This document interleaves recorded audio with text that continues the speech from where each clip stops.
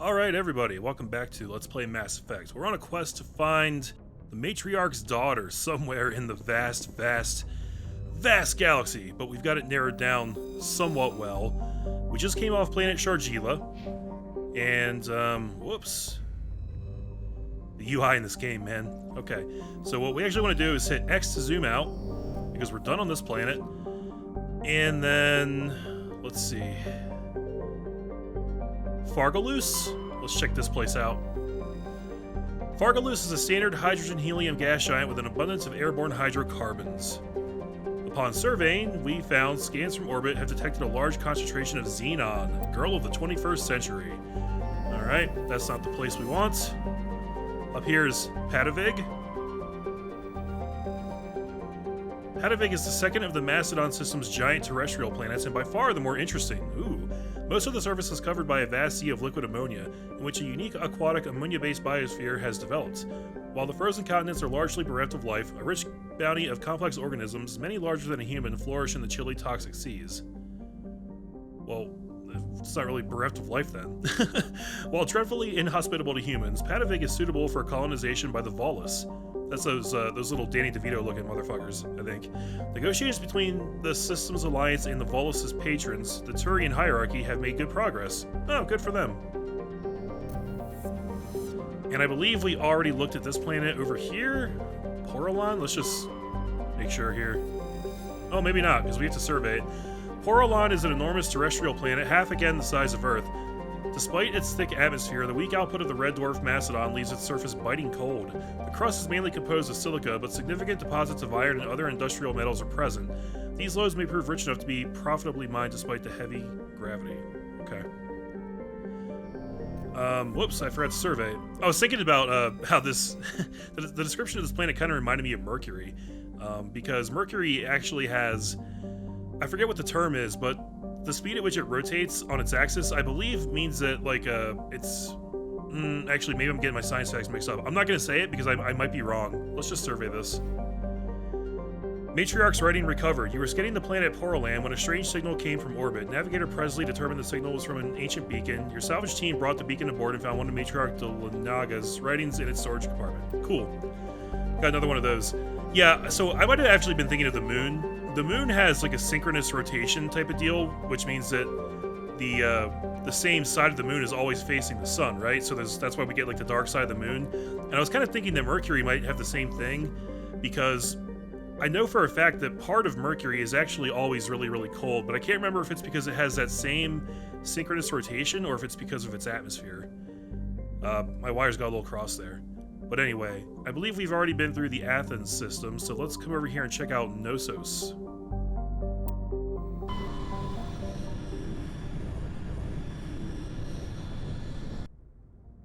And here we are. That was a quick trip. How many planets do we have here? At least 5 that I can see. Spread out pretty far, though. Okay, let's start way over here. Arcanes. A small hydrogen-helium gas giant, Arcanes has been developed as a full-featured, if modest, stopover for ships hauling refined materials from Therum. In addition to a powerful magnetic field to dump drive charge, Arcanes has a largely automated infrastructure of helium-3 refining and deuterium mining on its many water ice moons. You know, I was going to say, the look of this thing kind of reminds me of Jupiter, and it's from the description here, it kind of sounds like it's pretty similar to Jupiter as well. Gas deposit surveyed. Scans of this gas giant have detected a large concentration of nitrogen. Awesome. Up next is Zakros. Zakros is a terrestrial world with a nitrogen-methane atmosphere containing trace amounts of hydrocarbons. Its frigid surface is mainly composed of water, ice, and hydrocarbon slush. Most of the surface is not solid enough to support the full weight of a landed ship. If approach is necessary, use shuttles or keep the ship's Mass Effect envelope up. Okay, keep that in mind, but don't really have that option. So, I want to be the guy who had to sit down and come up with all of the names for these planets. Hey, check this out, guys. I stumbled across a little unknown signal here. This is weird. There's not actually anything really there that you can see. You would never know something was there if you didn't scroll over it. It kind of... That's so crazy. It kind of glows if you get it just right, But otherwise, wow, that's really weird. What is this? Metallic asteroid. A metal-rich asteroid? Scans of this large asteroid field have revealed several deposits of platinum. Okay.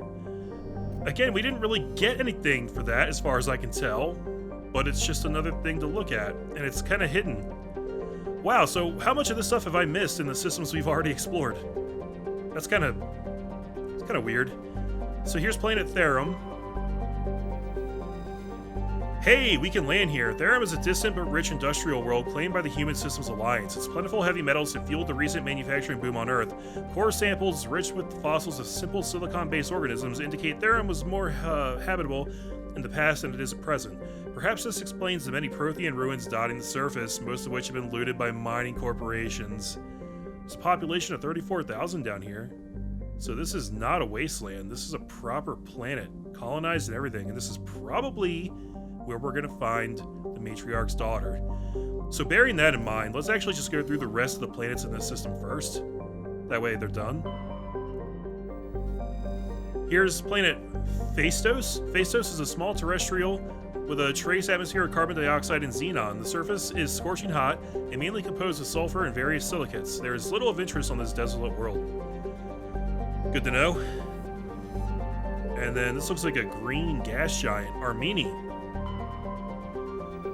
Armeni is a terrestrial world with an unusually thin atmosphere of krypton and xenon. Okay, so it's not a gas giant, it is terrestrial.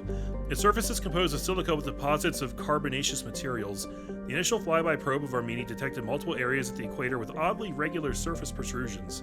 Oddly regular, meaning not naturally forming.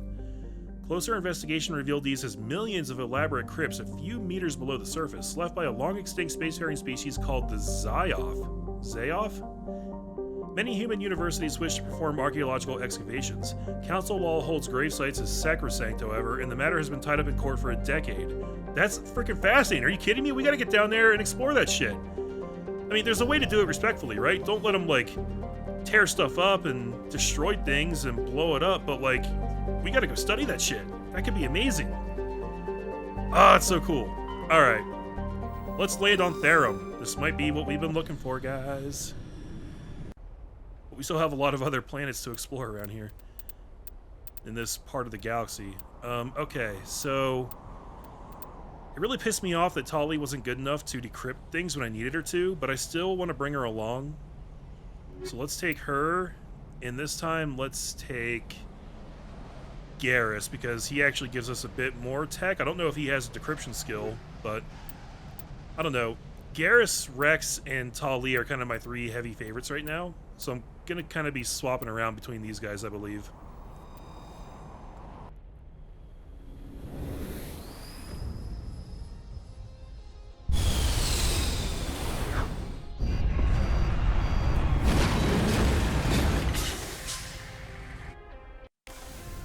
Alright.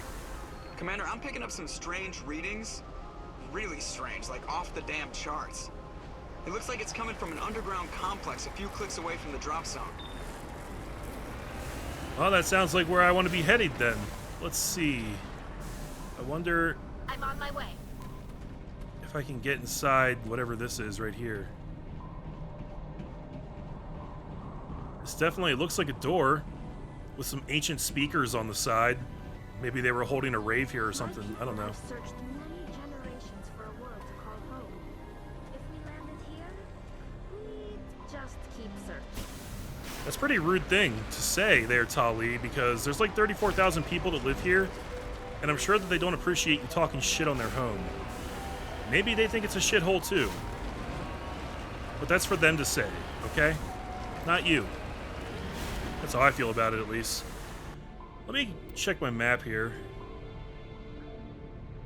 Oh wow, this is actually pretty straightforward. There's not really a lot of room for exploration here. There's a refinery some ways up, but it looks like there's really just one path through here. Okay, cool. Well, we ought to get a move on then. Now I'm just going to assume that the Mako doesn't do really well in what I presume is lava. It could just be orange-colored alien water. But either way, the Mako's not like an amphibious vehicle, right? I mean, maybe it is. It'd be cool if all of a sudden it transformed into one. Could be kind of like the Batmobile in that regard. It just drives around on these large tank treads, and you're like, oh, this is obviously a land-based thing, does really well on lands. But kind of a one-trick pony. And then you hit a button, and all of a sudden, the wheels drop off, and the lining kind of slides up to form a more sleek vessel, and all of a sudden, you can go into water, and everything's good. It'd be cool if it surprised me in that way, but I'm not counting on it.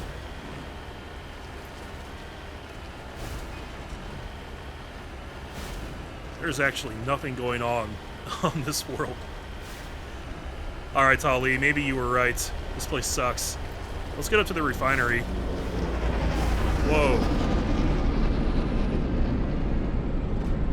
Whoa!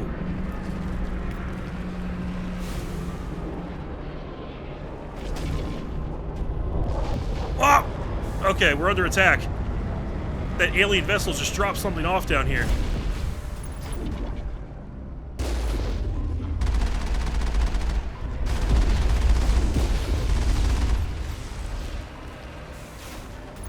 This gun actually has pretty good range on it. I'm impressed. Negative contact, Commander. Nice. Yeah, keeping your distance seems like the way to go with the Mako. Way to go with the Mako. Also, I completely forgot that we have a bunch of Codex entries to catch up on, Tolly. I meant to do this at the beginning of the video, but I just honestly forgot about it.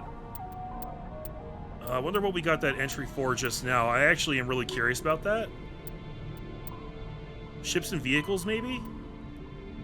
Starship crew considerations? I'm not sure when we picked this up. Cabins give each individual 10 cubic meters of space. On larger vessels, private rooms are common. As ships get smaller, the number of crews packed into a single wardrobe increases.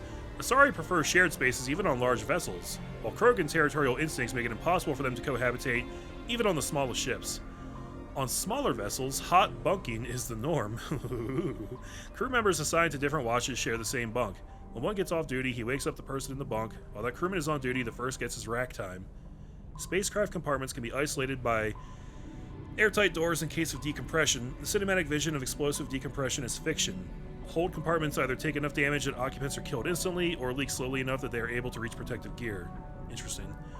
Compartments are equipped with emergency life support apparatus, fireproof plastic bubbles with air bottles, small when stowed, ELSA comfortably accommodate one individual inflated. Damage control procedure cuts off ventilation to burning compartments. Without oxygen to consume, fires die in seconds. The compartment is repressurized afterwards for crew recovery. Mass effect fields create an artificial gravity, AGRAV, plane below the decks, preventing muscle atrophy and bone loss in 0G. Oh, that's smart. Large vessels arrange their decks perpendicular to their thrust axis. The highest decks are at the bow and the lowest at the engines. This allows AGRAV to work with the inertial effects of thrust. Ships that can land arrange their decks laterally, so the crew can move about while the vessel is on the ground. Warships normally turn off their AGRAV systems during combat, reducing the heat generated by systems and increasing combat endurance. To provide a point of reference for navigating in 0G, floors are painted a different color from the walls and ceiling. Also smart. Man, I really want to know what that ship was that just showed up right there and was like, hey, what's up, everybody? And then just peace out.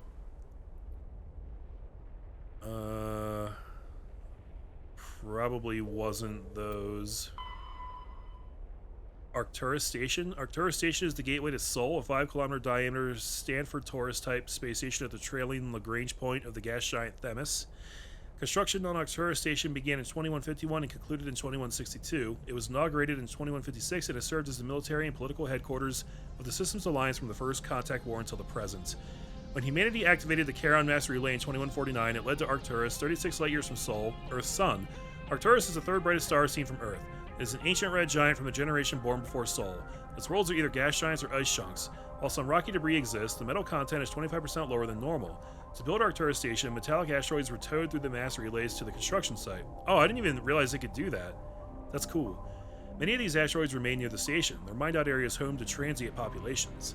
The expense of bringing a construction material into the system was acceptable due to its strategic value. With 3 primary mass relays in addition to the secondary one to Sol, Arcturus is a major communications and military choke point. The Alliance First Fleet is based in Arcturus, where it can guard the gates to Sol and react to incursions into 3-dimensional clusters. The station also hosts the Systems Alliance Parliament and the Systems Alliance Military General Headquarters. Its permanent population is approximately 45,000. Arcturus is actually from the galactic halo, one of a cluster of 52 stars that are crashing through the disk of the galaxy. In a billion years, Arcturus will be sailing through the depths of extragalactic dark space. That's a sad thought. Okay. Let's listen to these primary entries, and then we'll keep going. It might be under ships and vehicles, what I'm looking for, so let's just do this one first, and then we'll hit that up. The Citadel space is an unofficial term referring to any region of space controlled by a species that acknowledges the authority of the Citadel Council. At first glance, it appears this territory encompasses most of the galaxy. In reality, however, less than 1% of the stars have been explored. Even Mass Effect FTL drive is slow relative to the volume of the galaxy. Empty space and systems without suitable drive discharge sites are barriers to exploration.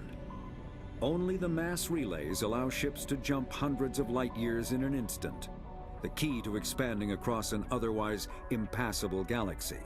Whenever a new relay is activated, the destination system is rapidly developed. From that hub, FTL drive is used to expand to nearby star clusters.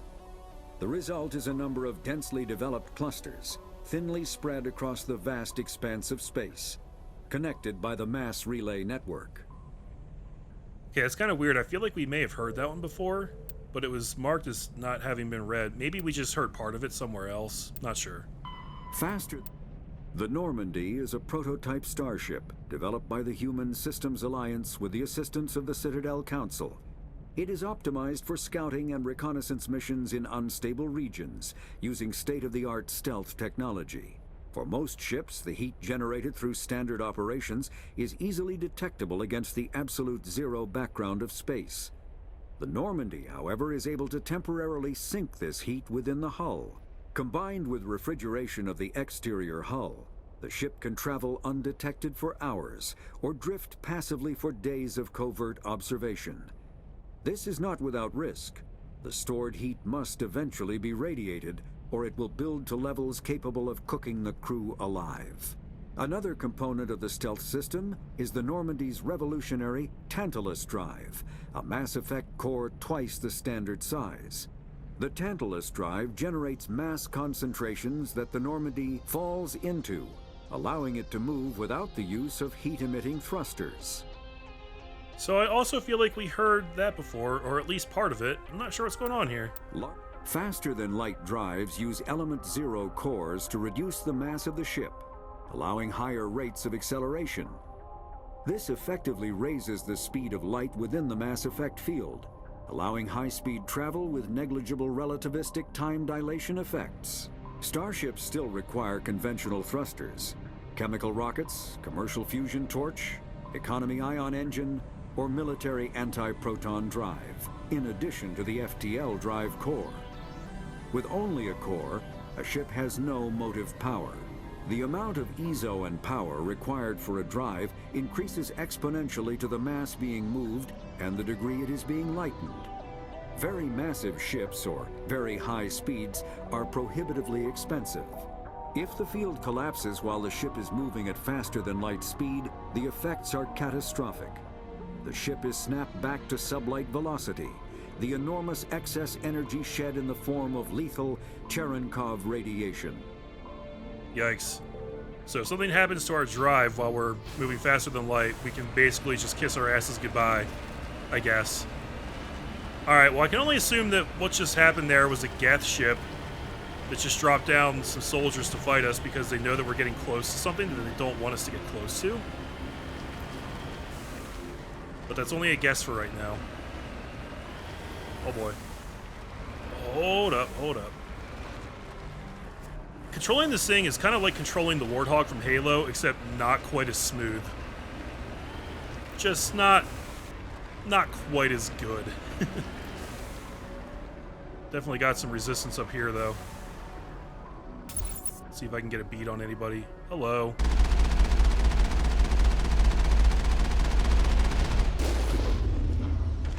Honestly, I don't know why I bother to use the machine gun. The explosive gun is just, like, way better in every way.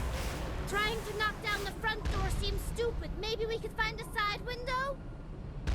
Yeah, I'll get right on that, Tully. Something big's over here, though.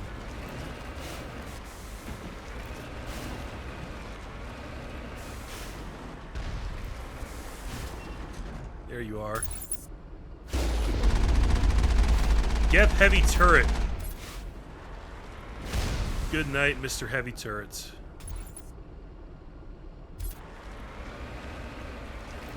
Just gonna be very careful about snaking my way up here, guys.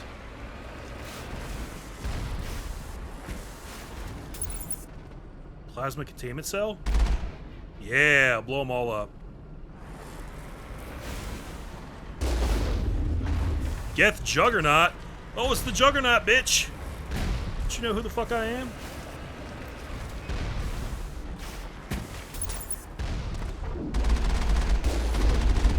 Ha! So much for the Juggernaut.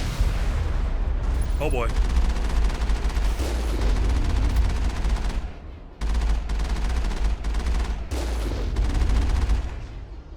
Come on, Geth Trooper. Stick your face out. Yeah, that's right. Pulling up all your stuff. All your structures. You don't need it. Because dead people don't need things. I know you're hiding back there. Yeah, we got some other big guys up here on the left.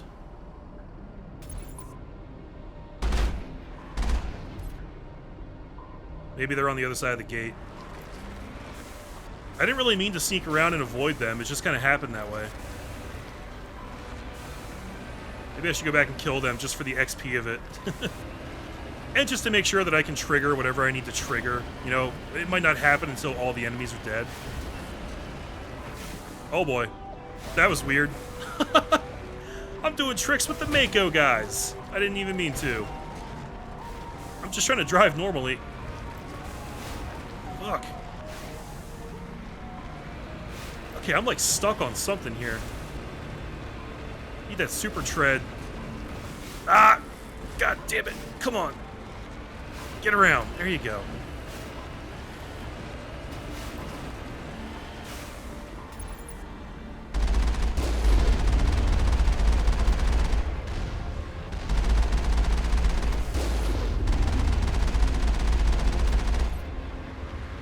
Okay.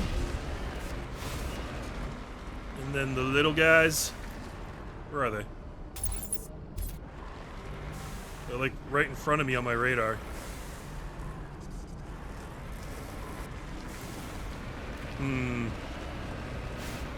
Alright. Well, as long as they're not attacking me, and I can't see them, I guess it's okay. Wow, you get stuck on stuff so easily.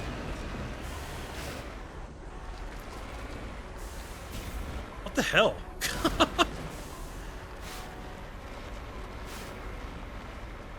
Now I'm driving backwards. I swear I'm not drunk, guys. I'm just trying to make this thing obey me, and it's being very disobedient.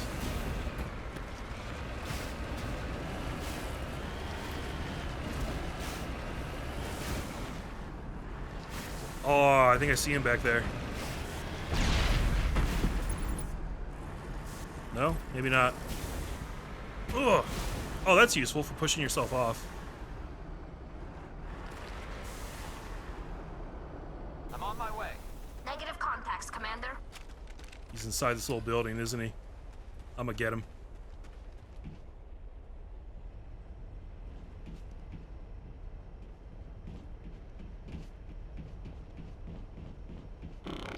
Whoa. Got him. So much for that guy. Oh, we have storage lockers. Nice. Tali, this one's easy. You should be able to get this, right? Manual override? Yeah, let's try a manual. Okay, I still gotta do this myself. Oh, damn it. Ugh, got it. Edge 1. Not a great get, but hey. I can break it down. Okay, didn't really need to open that gate, but hey, it's done.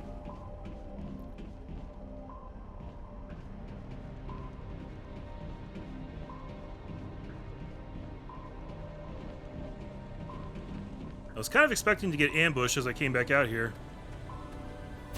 But it seems we're good. Alright. So, I learned from my previous planetside excursion that I need to be saving like a crazy person. Because I don't feel like having to redo all this crap if I get killed unceremoniously. Here we go. Next up, this little building.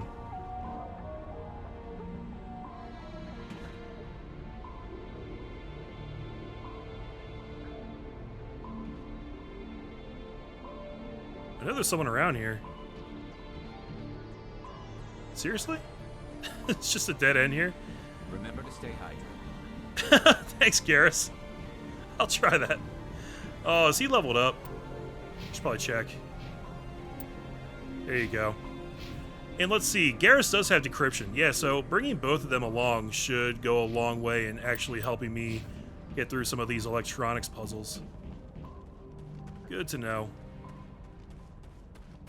Sucks not having Rex, just because I love him so much, but, you know, there's pros and cons to every squad comp, I guess.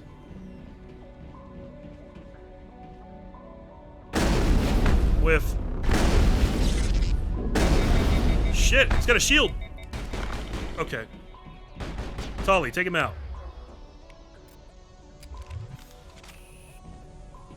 Or not. Whew. Okay, we're good.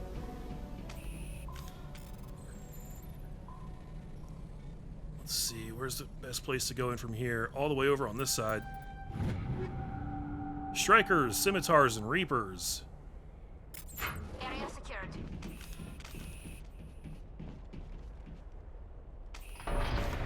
These layouts are all very, very similar. It's alright though, we just gotta get through them. Come on, Garrus and Tali, keep up. We're not done here by a long shot. No siree, Bob. So was this the refinery? It was. Now we just got a long trek, snaking around this rocky exterior.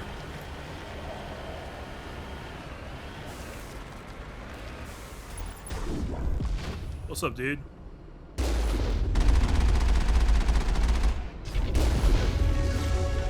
Level up! Ow! What the hell just shot me? Was it the last shot from that guy? It seems like it came from this direction, way over here. Okay, oh, I've got 4 points to spend, guys. So, what do I want for right now? I should really start focusing on assault training, I think, because that's what gives me...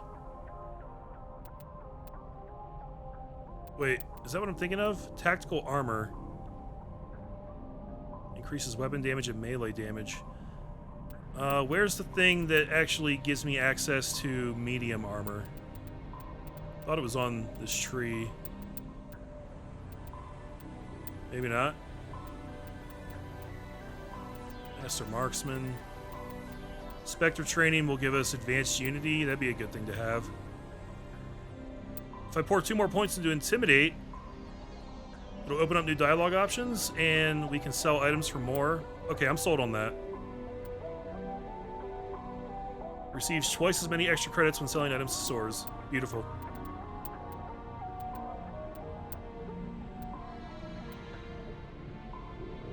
Oh, I see. Yeah, tactical armor is the new tree.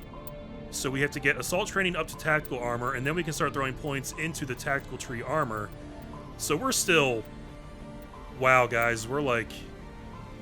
How many points away from medium armor? Like 10, approximately? Shit. Well, I guess I should start now, right? That's going to be a good thing to have. It's just that assault training feels so useless otherwise. But we'll also get this adrenaline burst ability. Resets the cooldown times on all your talents so they can be used immediately. I mean, that is actually pretty good, I feel. So, okay. We'll start doing that then. Garrus has unlocked assault training, which is cool. And he's already up on tactical armor. Huh. He got these trees backwards. Wonder how that works. And Tali hasn't quite leveled yet. Okay. Wait, I just noticed I can't save here. What's up with that? Oh, because somebody is shooting at me. There you are. You little bastard.